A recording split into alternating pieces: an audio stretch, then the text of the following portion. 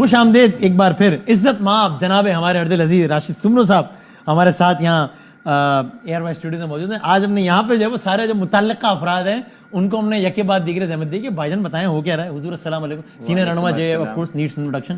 بہت شکریہ وقت دینے کا, تھینک یو ویری مچ. سرکار یہ کیا ہو گیا پہلے یہ تو بتائیں. ابھی کامران صاحب نے پھر 10:15 بجے آ کے کہ بلاول صاحب غلط کہہ رہے ہیں, میں اپنی بات پہ قائم ہوں.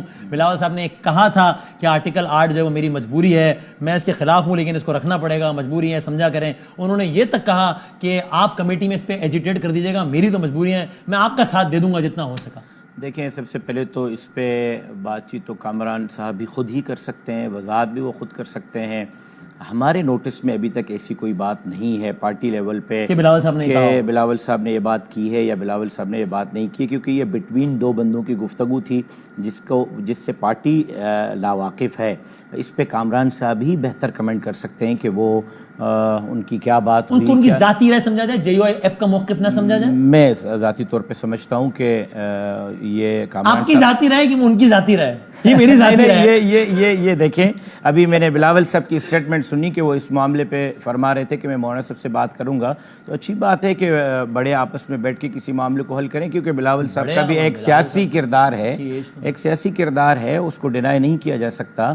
اور ظاہر ہے کہ سب بیٹھے ہوئے ملک کی بہتر. اب تک کہ بلاول صاحب کے کردار کو سراہتی ہے یا قابل کس حوالے سے یہ سارے آئینی پروسیس میں آئین ترمیم کے پروسیس. دیکھیں ہم کسی کے بھی اس معاملے میں شک نہیں کر سکتے کہ جی کس کا کردار پازیٹیو ہے کس کا کردار نیگیٹو ہے. میں عرض کروں جناب بلاول صاحب تشریف لائے, مولانا صاحب کے پاس ان کے لیے بہت عزت ہے, ایک بڑی پارٹی کے بڑے سربراہ ہیں, اور وہ اگر کسی قانونی چیز پر مولانا صاحب کو آن بورڈ لے رہے ہیں, مولانا صاحب ان کو آن بورڈ لے رہے ہیں, تو سیاست کا حسن ہی یہی ہوتا ہے. سیاست تو کہتے ہی اسی کو ہیں. سیاست میں اگر آپ بات چیت کے دروازے بند کر دیں گے, سیاست میں ڈائلاگ بند کر لیں گے, تو آپ مسائل کا حل کیسے نکالیں گے؟ کہنے پہ تو نہیں بیان دے رہے نا. نہیں ایسے نہیں ہو سکتا. مولانا صاحب سے کوئی بات کی آپ نے, کریں گے اس بارے میں؟ میرا خیال یہ ہے کہ بلاول صاحب کریں گے تو بعد میں پتہ چل جائے گا. لیکن ابھی یہ ہے کہ کامران صاحب کی رائے کو ان کی ذاتی رائے سمجھا جی صحیح ہے. جے یو ایف اے کی یا مولانا صاحب کی رائے نہیں ہے وہ. نہیں, یہ بات جب ذاتی ہوئی ہے تو بات پارٹی ٹو پارٹی نہیں ہوئی ہے, تو آپ اس کو پارٹی کی بات کیسے کہہ سکتے ہیں؟ صحیح ہے. لیکن وہ ایک ہوتا ہے نا روانی میں کہہ دیا ٹھیک ہے جی, وہ تو پھر انہوں نے 5 انٹرویوز دیے ٹوٹل. تو میں خود اس پہ حیران ہوں کہ کامران بھائی جو ہے وہ اپنی بات پہ قائم ہے, تو ظاہر ہے کہ ان کے پاس اس چیز پہ کوئی بات ہوگی, اس پہ وہ خود ہی وضاحت کر سکتے ہیں. آپ ذرا بھی مرتضیٰ صاحب بھی یہاں موجود ہیں, تو آپ اس پروگرام کے بعد اگر اپنے فون سے ہی مرتضیٰ صاحب کے کامران صاحب کی بات تو کروائیں کم از کم. میں کوشش کروں گا, اگر کامران مرتضیٰ صاحب سو نہیں گئے ہوں تو میں ضرور بات کرا لوں گا ابھی. یہ تو بتائیے ایک اور بات, یہ کون سے پڑوسی ملک سے پریشرائز کروایا گیا مولانا صاحب کو کہ آئینی ترمیم پہ ساتھ دے؟ چونکہ یہ کوٹ کیا گیا مولانا کے, جناب مولانا صاحب نے کچھ نشستوں میں کہا ہے کہ جناب یہ مجھے انہوں نے پڑوسی ملک سے پریشرائز کروایا کہ ذرا ساتھ دیں. آپ بھی بادشاہ آدمی ہیں, پڑوسی ممالک کے ساتھ اچھے تعلقات ہیں ہمارے, چاہے وہ چائنا ہو, بہت اچھے تعلقات ہیں. جمعیت علماء اسلام وہاں کی رولنگ پارٹی کی آفیشیل ڈکلیئرڈ دوست جماعت ہے, چاہے وہ افغانستان ہو, چاہے وہ ایران ہو, چاہے وہ انڈیا ہو, چاہے وہ دبئی ہو, چاہے وہ سعودی عرب ہو, بلکہ سعودی عرب کے ساتھ تو ہر ایک کا ایک عقیدت کا تعلق بھی ہے. ظاہر قبلہ وہاں ہے, کعبہ وہاں ہے, روضہ اطہر وہاں ہے, لیکن یہ بات بالکل غلط ہے کہ مولانا صاحب کو کہیں سے باہر سے پریشرائز کیا گیا یا باہر سے فون کیا گیا, درخواست بھی نہیں کروائی گئی. بالکل غلط بات ہے اور ایسی کوئی بات نہیں. آپ ذمہ داری کے ساتھ, جی میں ذمہ داری سے کہتا ہوں, اور آپ یہ بھی اتھارٹی کے ساتھ کہتے ہیں کہ مولانا صاحب نے کسی نشست میں کبھی ایسی کوئی بات نہیں کی. بالکل 100% میں ذمہ داری سے کہتا ہوں, کہیں باہر سے کوئی کال نہیں ہے اس حوالے سے, کسی ملک نے کوئی پریشر نہیں کیا, کسی ملک سے کوئی دباؤ نہیں رہا. اندرون ملک کے مسائل ہیں اور ہم آپس میں بیٹھ کے اس کو, بیرون ملک سے کوئی دباؤ نہیں, کوئی دباؤ نہیں. اور اندرون ملک سے پارٹیوں کے دباؤ ضرور تھے مولانا صاحب پہ. پی ٹی آئی کا بھی دباؤ تھا, وضو ایک کر رہے تھے, نماز کوئی اور پیچھے پڑھ رہے تھے.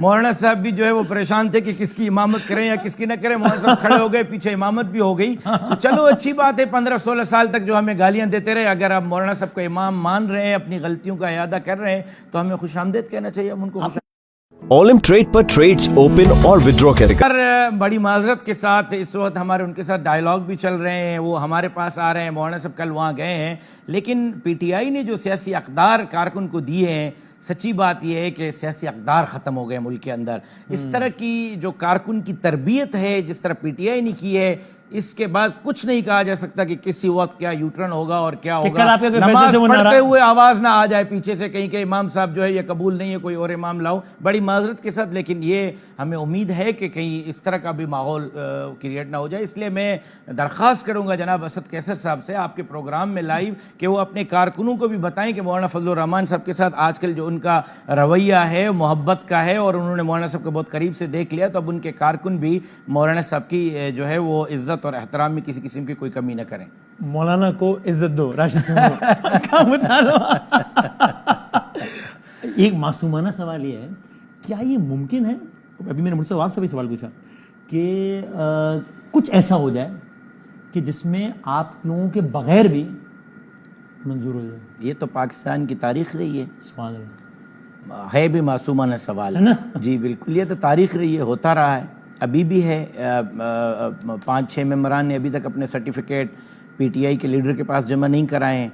उसके बाद फिर स्पीकर साहब ने ख़त लिख दिया है, उस ख़त पे अगर इलेक्शन कमीशन इलेक्शन करा देता है केपीके के सेनेट की, और उस पर सर क्योंकि इस वक्त जो सबसे बड़ा इशू है हुकूमत को तो सेनेट में है, और अगर उस पर कोई इधर उधर नीचे ऊपर मामलात हो जाते हैं, क्योंकि वहाँ से भी हो सकता है कि नंबर गेम पूरी करने की कोशिश की जाए, तो हो सकता है कि यानी केपी में सेनेट का इलेक्शन हो जाए जी, तो उसमें तो पीटीआई आ जाएगी ना, केपी का तो ऐवान पीटीआई के पास। हो सकता है पीपल्स पार्टी भी वहाँ आ जाए, और हो सकता है कि अरे हाँ, ये हुआ भी एक मरतबा ना, जब बलोचिस्तान में पीपल्स पार्टी थी नहीं और बलोचिस्तान के एमपीएस ने पीपल्स पार्टी के सेनेटर को वोट डाल दिया। अभी भी ऐसे चांसेस अगर तारीख दोहरा सकती है अपने आप को, हो सकता है, ये पाकिस्तान की रिवायत रही है। और वो सेनेटर पर सेनेट में आ जाए जी, और वो और नंबर पूरा हो जाए जी, और कामरान मुर्तजा भाई उनको कह दें कि मुर्तजा वहाब भाई के भाई दे दो, वोट दे दो, हाँ, और वोट पड़ जाए बात किस्सा और प्रोग्राम जारी ना रह सके, खत्म हो गए। जी,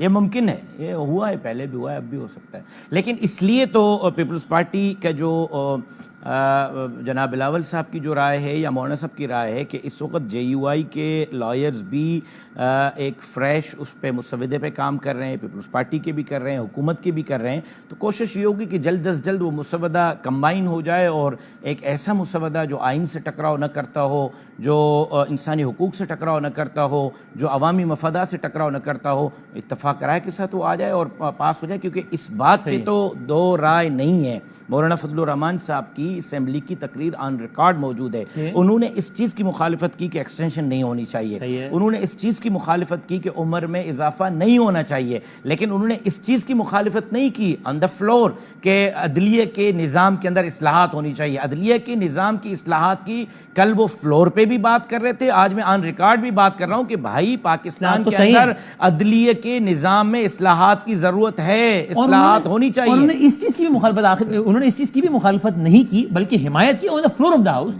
यानी कि अगर वो ऐसा करेंगे तो ये नहीं कहा जाएगा कि जनाब यू टर्न लिया, कि ये नहीं होना चाहिए कि जनाब जो अगला मोस्ट सीनियर है उसको चीज़ें से लगा दो, बल्कि कोई दूसरे पैमाने भी हो सकते हैं। वसीम भाई, पार्लियामेंट का काम क्या है? 18वीं तरमीम के बाद तो सूबे खुद मुख्तार है। पार्लियामेंट का, कौमी असम्बली का तो काम ही यही कानून साजी करना। अगर कौमी असम्बली कानून साजी करना बंद कर दे तो कानून साजी करेगा कौन? ये कहना कि कानून साजी क्यों हो रही है, क्यों नहीं हो रही, ये सवाल गलत है। सवाल ये है कि कानून साजी आइन से मावरा ना हो, खुद आइन से टक्कर ना ले, खुद इंसानी हुकूक के साथ कहीं टकराव ना आए, उसका अवामी मफादात के साथ टकराव ना आए। अगर इस तरह की कोई चीज़ आती है और इस्लाहात होती हैं, अदालत में बेहतरी आती है, 60-64 हज़ार लोग जो बैठे हुए हैं उनको इंसाफ मिल के, आप देखें पिछले 10 साल से क्या हो रहा है, वज़ीर आज़म बिठाना है, वज़ीर आज़म उतारना है, किसको रखना है, किसको उतारना है, किसको इंतखाबी निशान देना है, किससे लेना है, मखसूस नशिस्तें देनी है, मखसूस नशिस्तें लेनी है, यही हो रहा है। और जो आम केसेस पड़े हुए 64,000 उस पर कोई फैसला नहीं आ रहा। अगर नीचे कोर्ट से लेकर ऊपर की कोर्ट तक 5 कोर्टें हैं, एक अगर मजीद कोर्ट आईनी अदालत का इजाफा हो जाए तो क्या हर्ज है? और अगर ऐसा भी हो जाए कि जनाब हुकूमत वक्त एक चीफ जस्टिस की रिटायरमेंट पर नेक्स्ट जो 3 या 5 सीनियर जज हैं उनमें से किसी एक को قابلیت کی بنیاد پر چیف جسٹس بنا دے تو یہ ٹھیک ہے. اس پر تو مولانا صاحب کا واضح موقف ہے کہ عمر میں اضافہ نہیں ہونا چاہیے. عمر میں اضافے کے بغیر اگر کوئی اور فارمولہ پارلیمنٹ پاس کرتی ہے اور وہ پاس ہو جاتا ہے تو ہم نے ہمیشہ آئین کا احترام کیا ہے, آئندہ بھی ہم آئین کا احترام کریں گے. اور نواز شریف صاحب اور مولانا صاحب کو رابطہ ہوا ہے میرے میں؟ اچھے دوست ہیں اور کسی وقت بھی رابطہ ہونا نہ ہونا یہ کوئی بات آئینی نہیں. ترمیم کے بارے سے بات ہوئی نہیں, کوئی بات نہیں ہوئی. وجہ یہ تو نواز شریف صاحب بتا سکتے ہیں کیونکہ شہباز شریف صاحب شاید رابطے میں تھے اور اسحاق ڈار صاحب رابطے میں تھے تو ان کے نمائندے تھے. بہت شکریہ sir, thank you very much for your time. بہت شکریہ.